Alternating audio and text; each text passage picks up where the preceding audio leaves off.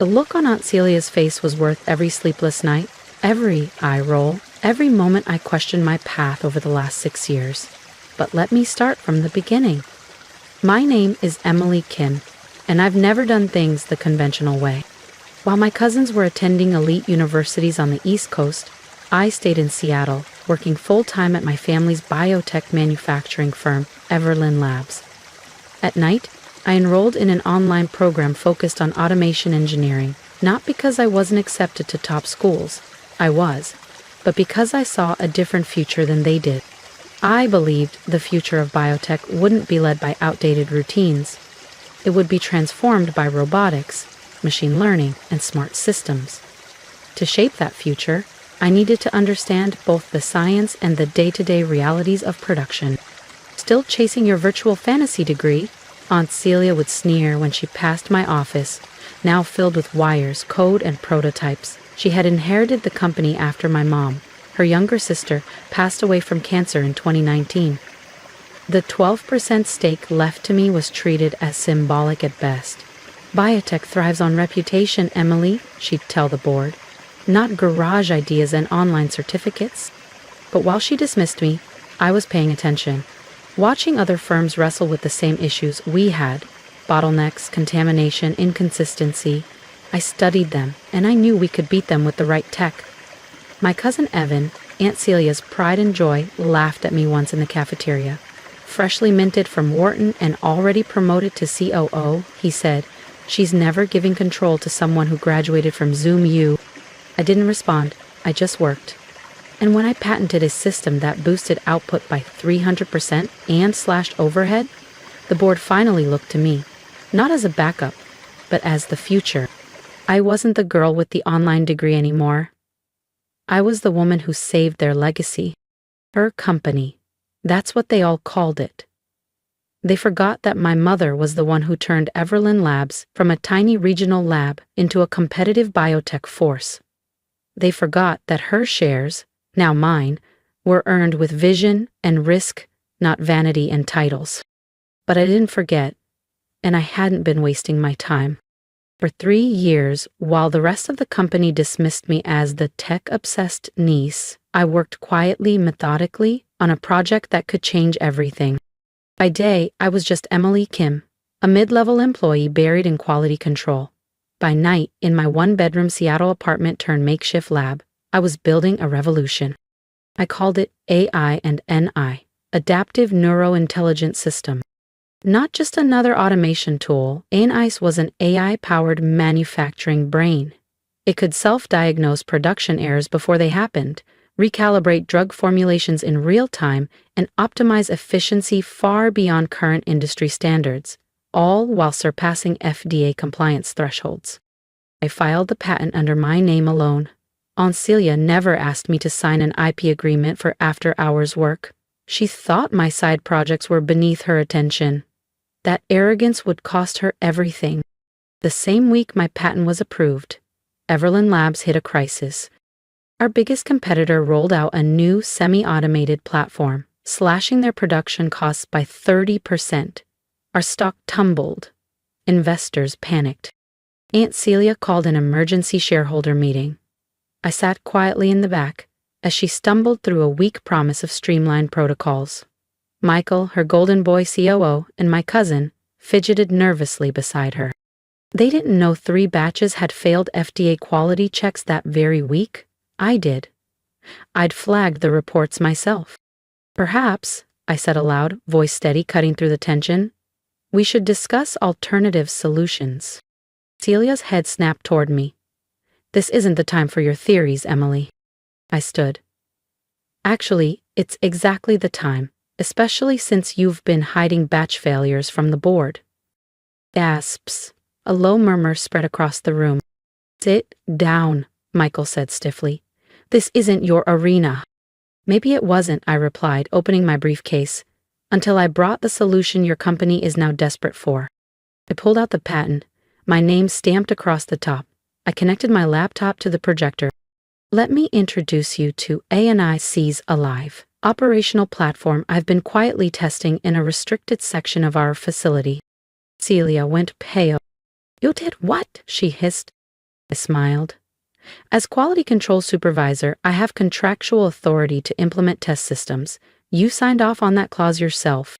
The screen lit up. Real-time dashboards, analytics, predictive alerts, everything A&Is had been doing behind the scenes. For 3 months, this system has run parallel to our main line. Let's look at the results. Slide after slide, the numbers spoke. 45% reduction in production costs. 98% fewer quality failures. Real-time adaptations no human team could match. This isn't just a fix, it's the future. Michael stood up, sputtering. Those figures aren't possible. They are, I replied calmly. The FDA conducted an unannounced inspection last week. Want to see their initial report? Celia gripped the table. This is unauthorized. Actually, it's by the book, I said, flipping to the contract clause. And the patent? It's mine, not the company's. Not yours. The room buzzed. First confusion, then realization. Investors leaned forward. Whispers turned to excitement. We can license this, one said. We can spin it into its own division, said another. I saw dollar signs in their eyes. More importantly, I saw respect. Celia sat frozen. Michael looked lost. Sometimes, the best revenge isn't confrontation. It's standing tall while everyone who underestimated you realizes they were never even in your league. I closed my presentation. My mother built this company's legacy with vision. I intend to protect it with innovation. And judging by the board's reaction, they were ready to follow me. Not the niece, not the backup plan, but Emily Kim, the future of Everlyn Labs. One shareholder called out, "Will other companies really pay for this?" They already have, I replied calmly. This morning I received offers from 3 major biotech corporations. You could have heard a pin drop. They're very interested in the fact that Everlyn Labs doesn't own the patent rights. Aunt Celia shot up so fast her chair clattered to the floor. This is outrageous. You developed this while working for us. The company owns nothing, I interrupted, meeting her glare head-on. I developed the entire system, every algorithm, every prototype, on my own time, in my own apartment, using my own funds. I held up the patent packet. This is registered to Emily Kim, not Everlyn Labs, and your repeated insistence that my work was worthless means you never asked me to sign an intellectual property agreement. My attorneys have documented everything. I clicked to the final slide, a chart forecasting the company's future with and without A&IS. The difference was devastating. Without it, I said, we lose FDA certification in 6 months. Our competitors are using smarter systems. We're lagging behind with processes that should have been retired 5 years ago. With A&IS, I continued, gesturing to the soaring graph, we don't just catch up, we lead. At that moment, the boardroom doors opened. 3 visitors entered. Celia's face turned from rage to a stunned blank. Allow me to introduce David Chin from Merck, Sarah Williams from Moderna, and Thomas Rodriguez from Genentech, I said with a smile. Each of them has expressed interest in acquiring the patent. I invited them today to observe A&IS in action. Michael stood, voice strained. This is a closed shareholders meeting. You can't just... I can, I replied smoothly, holding up a leather folder. As a shareholder, I have the right to invite outside observers to any non-confidential technology demonstration. It's in the bylaws. The ones Dad wrote. The guests took their seats, expressions focused on the screen. So, here's the choice, I continued. Everlyn Labs can license my technology. You retain control, but pay market rates for use of A&IS. Or, I look toward the industry reps. I can accept one of the very generous offers on the table. Celia slammed a fist on the table. This is blackmail. No, I said evenly. This is business. The kind of business you said I'd never understand with my worthless online degree. I pulled out a final document, thick and detailed. This is my formal offer. Exclusive licensing rights to ANII, with several conditions. What conditions? Asked a shareholder, leaning forward eagerly. First, I said, a restructuring of the board. My mother's vision was about progress and innovation, not stagnation and ego. We need leadership that reflects that. Celia's face twisted. You want my position? No, I said firmly. I want the position I've earned, Chief Technology Officer, with a seat on the board. The licensing agreement is contingent upon that appointment. The room went silent, the weight of the moment hung in the air. Michael, usually full of Ivy League confidence, asked, "And if we say no?" I turned again to the visitors. "Then I walk. My patent, my system, my terms." An older board member, Mr. Alder, who'd known my mother, spoke up. "Celia, we need to vote. Now." Celia looked around the room, no support. Her reign, built on control and intimidation, was unraveling. "This isn't over," she hissed. "Actually," I replied, "it is." I nodded toward my attorney, who stepped forward and handed each board member a sealed envelope. "What now?" Celia snapped. "The results of an internal audit I commissioned 3 months ago," I said. It uncovered several irregularities in recent FDA compliance filings, irregularities that aligned precisely with Michael's promotion to VP of Operations. Michael paled. Celia opened her envelope. "The full report has already been submitted to the appropriate federal agencies," I said, keeping my voice steady. "So you have a choice. Accept my proposal or explain to regulators why your records don't match actual batch data." Chaos erupted. Board members whispered, huddled, argued. I stood calmly at the front, watching everything my family once used to dismiss me. Status, fear, tradition, crumble. Dad used to tell me, "You don't fight power with anger. You replace it with something stronger." As they called for an immediate vote, I caught my reflection in the boardroom glass. This time, I didn't just see Dad's determination in my stance. I saw his pride. 6 months can change everything. I stood in what was once Aunt Celia's office, now mine, overlooking the newly renovated production floor of Everlyn Labs. Below me, A&I hummed quietly, its intelligent algorithms coordinating a seamless ballet of automation, data calibration, and precision pharmaceutical output. Since full implementation, our production efficiency had soared by 250%, and our stock price had tripled. We'd gone from surviving to defining the future. The door swung open. Maria Rodriguez, our new VP of Operations, entered with a smile and a thick folder in hand. "The FDA inspectors just left," she said, grinning. "They're calling us the new gold standard in biotech manufacturing. They even want to model future regulations after our systems." I smiled, remembering how Aunt Celia once warned that my garage project would destroy the company's credibility. She'd been wrong. About that, about me, about everything. The fallout from that fateful shareholders' meeting had been immediate. The board had voted unanimously to accept my proposal, not just because of the patent, but because of the truth the audit revealed. Michael had been falsifying compliance records for months. When the full investigation concluded, he faced multiple charges. Celia had no choice but to resign. Her silence had made her complicit. "Have you seen today's Wall Street Journal?" Maria asked, handing me the paper. The headline read, "Everlyn Labs redefines biotech manufacturing. Stock soars amid AI breakthrough."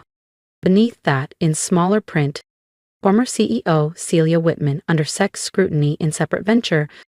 I skimmed it briefly, then set it aside. Celia wasn't my concern anymore. I had more important things to focus on.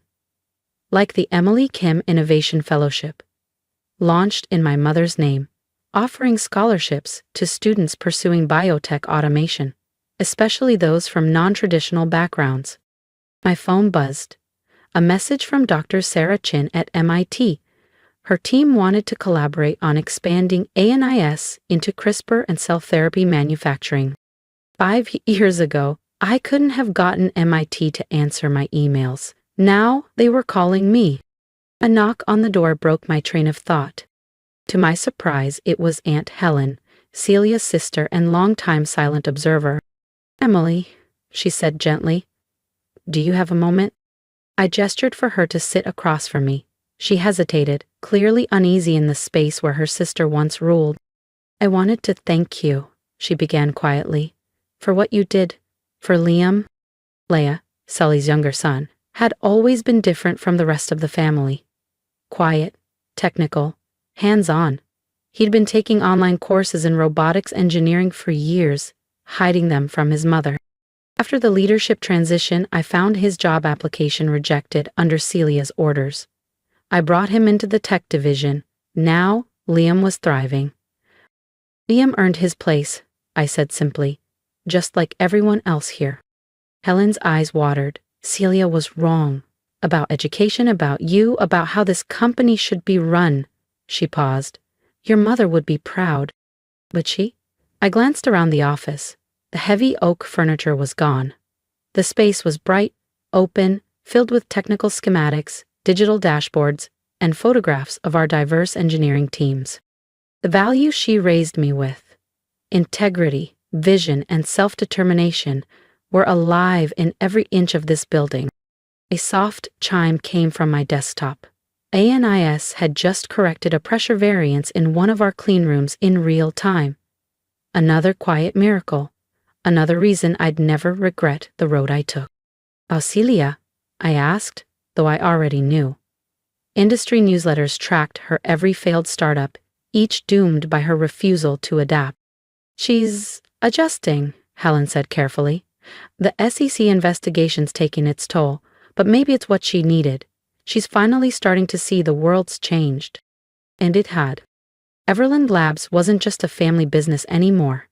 It was a biotech powerhouse, valued at over $2 billion, 0 cents, with major firms licensing our tech and students from around the world applying to join us.